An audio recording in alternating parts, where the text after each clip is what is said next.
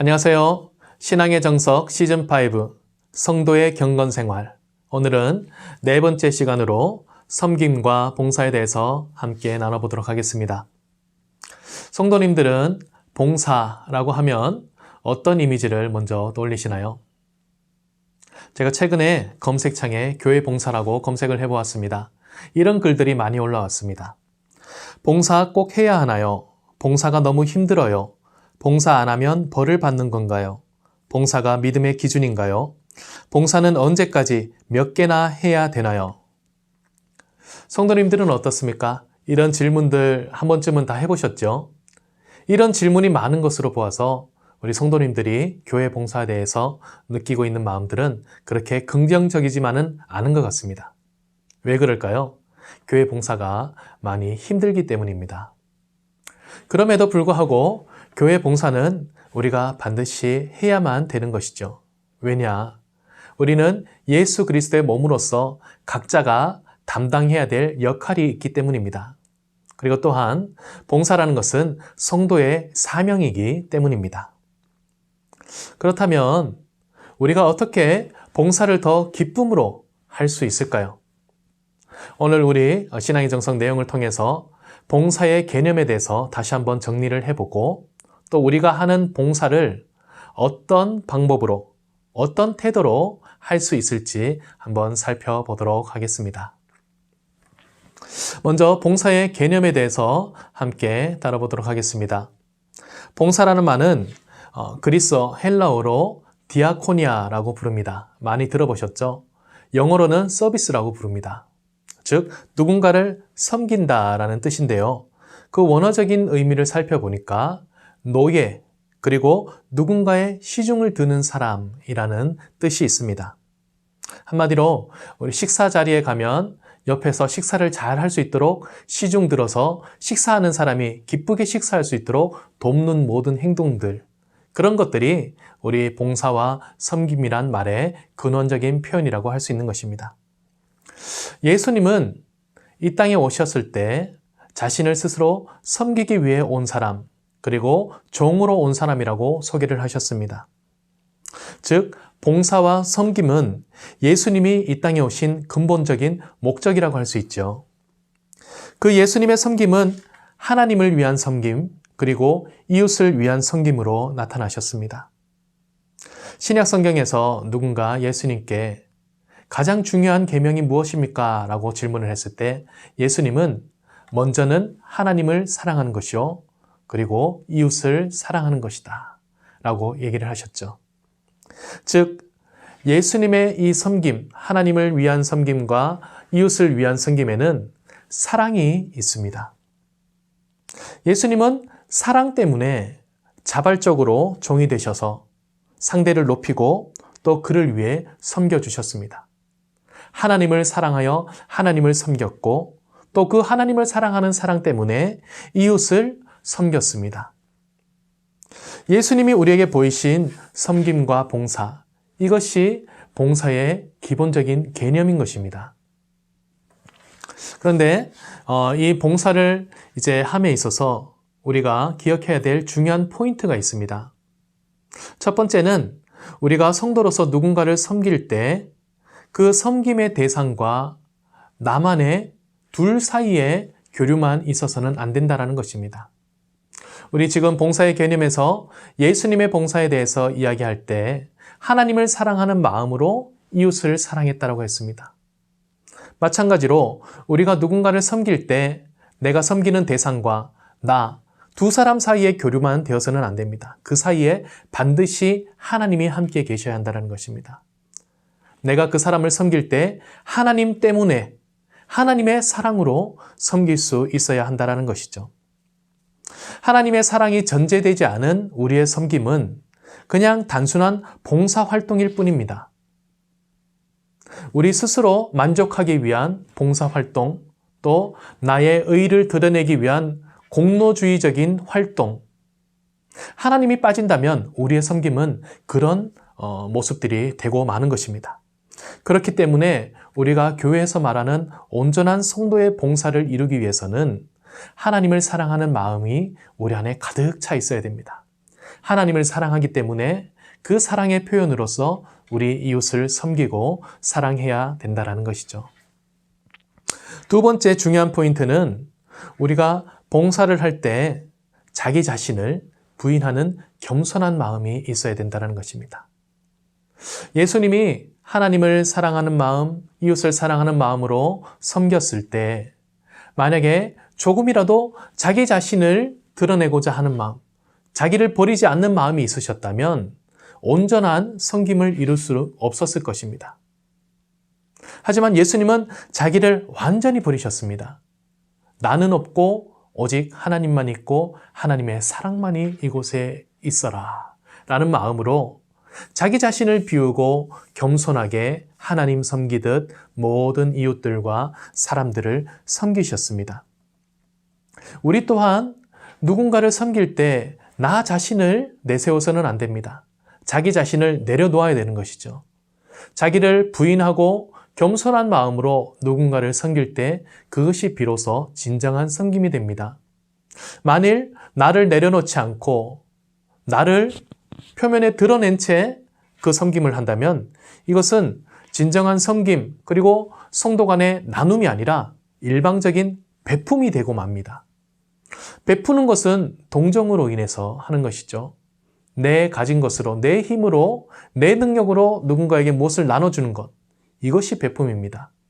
세상적으로는 이 베품이라는 것이 참 귀한 덕목이지만 우리 기독교에서 말하는 온전한 봉사와 섬김은 베푸는 것이 아니라 하나님 주신 사랑으로 자기 자신을 버리고 서로 나누는 것. 이것이 진정한 섬김이요 봉사라고 할 수 있는 것입니다. 그래서 현대의 가장 영향력 있는 신학자인 몰트만은 병든 자, 소외된 자는 구제 봉사 대상이 아니라 동일하게 하나님 나라의 구성원이다 라고 선포하였습니다. 사랑을 주는 자, 사랑을 받는 자는 모두 다 상호 수평적인 관계가 되어야 된다. 받는 사람도 주는 사람도 다 하나님 주신 거저받은 사랑 때문에 그 관계가 이루어지기 때문입니다.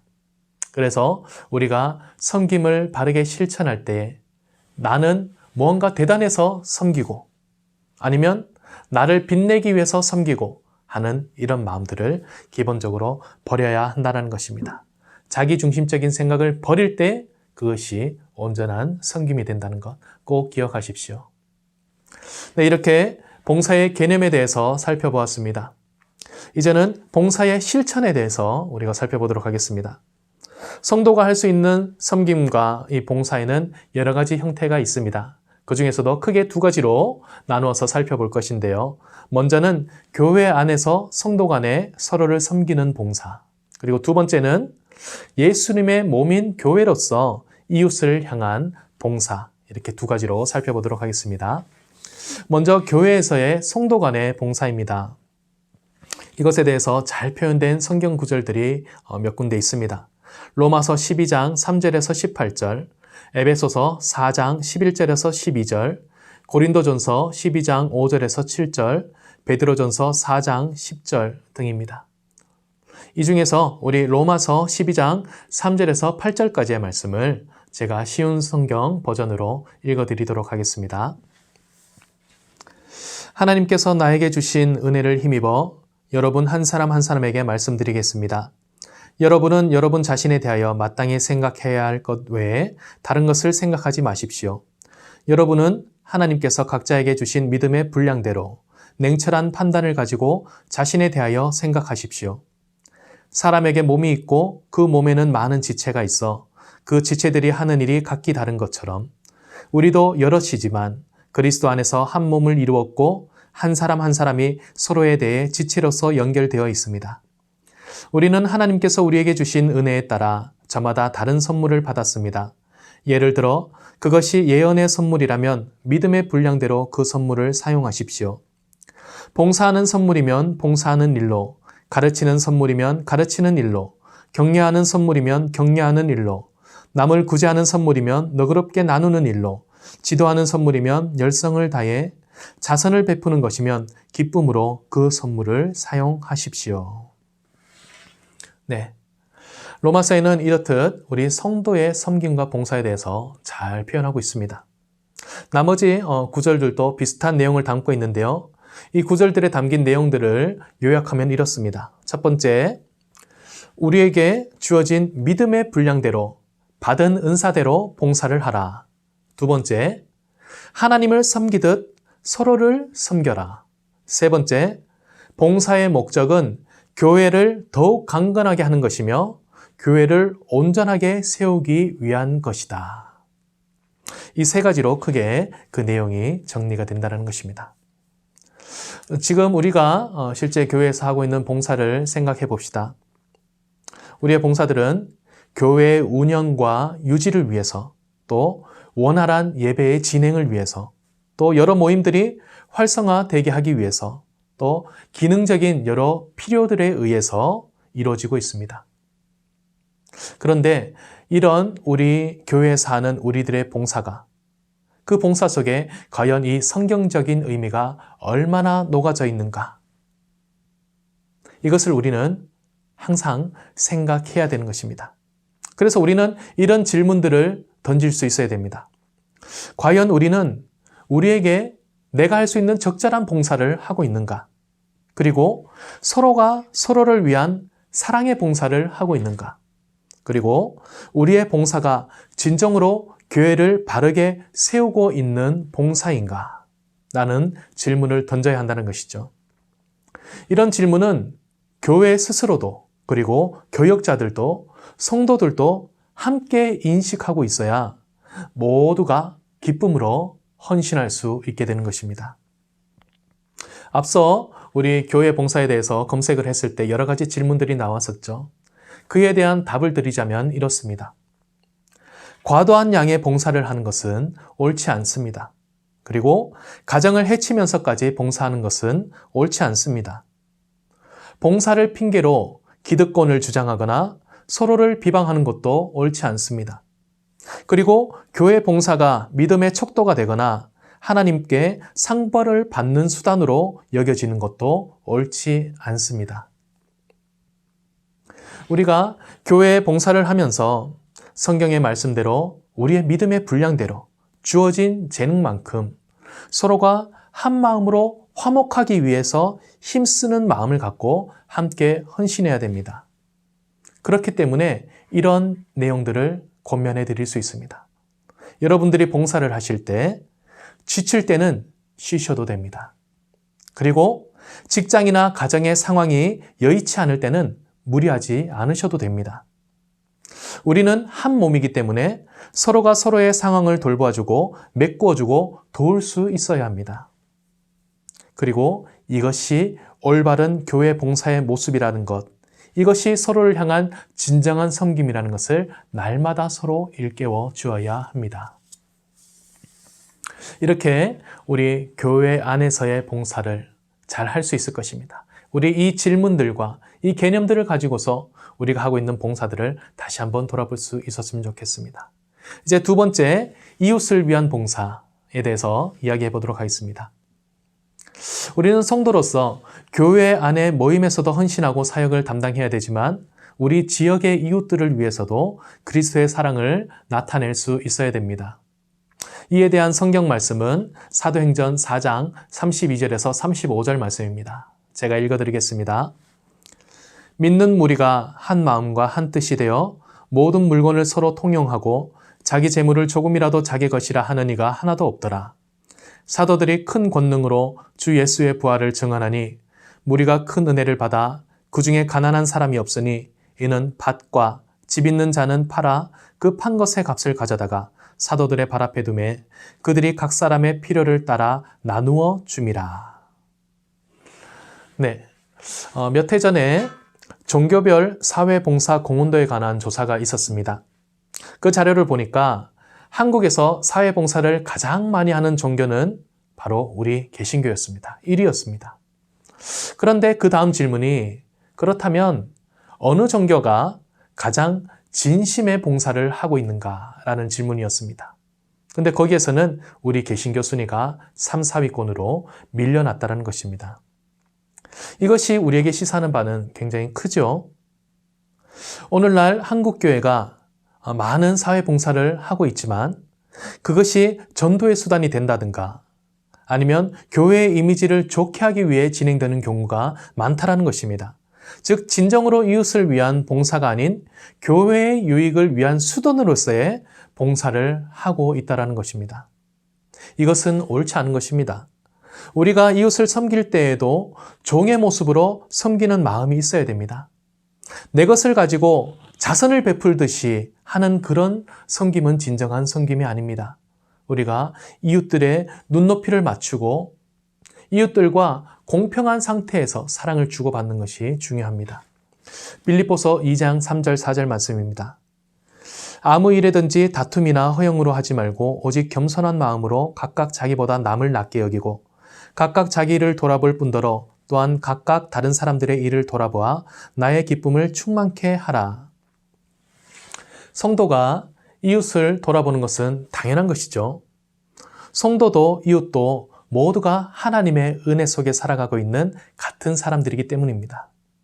모두가 하나님의 사랑을 받고 있는 동등한 존재이면서 서로를 향해 사랑의 섬김을 보이는 것, 이것이 진정한 봉사여 섬김입니다. 많은 교회들이 교회 안의 봉사에 집중하고 있습니다. 이웃을 향한 봉사는 형식에 그칠 경우가 많습니다. 그러나 우리는 우리의 대부분의 시간을 쓰고 있는 우리 삶의 자리에서 더욱더 이웃을 섬길 수 있는 성도가 되어야 됩니다. 하나님을 사랑하는 마음이 있다면 그 마음을 실천하는 모습으로서 우리 이웃들을 사랑할 수 있어야 되는 것이죠. 그 이웃을 향한 섬김에서 우리의 마음 자세는 나보다 남을 낮게 여기고 항상 주변 사람들의 필요를 채워줄 수 있는 섬김으로 우리가 섬길 수 있어야 된다는 것입니다. 하나님이 우리에게 주신 물질, 또 우리가 가진 소유, 우리의 재능, 우리의 성품들은 원래부터 우리의 것이 아닙니다. 하나님이 우리에게 주신 선물들이죠. 하나님이 우리에게 허락하신 우리의 분량을 가지고 믿음 안에서 그것을 나누면서 살아가는 삶, 이것이 바로 봉사하는 성도의 아름다운 삶이라고 할 수 있습니다. 이렇게 우리가 봉사의 개념과 또 봉사의 중요 포인트와 그리고 교회 안에서의 봉사, 교회 밖에서의 봉사에 대해서 함께 살펴보았습니다. 이제 우리 하나님을 잘 믿는 성도로서 이 봉사에 대해서 다시 한번 생각하며 우리의 봉사가 더 기쁨으로 행해질 수 있도록 기도하며 하나님 사랑하며 또 삶 속에서 실천할 수 있는 모든 성도님들 될 수 있기를 간절히 소망합니다. 감사합니다.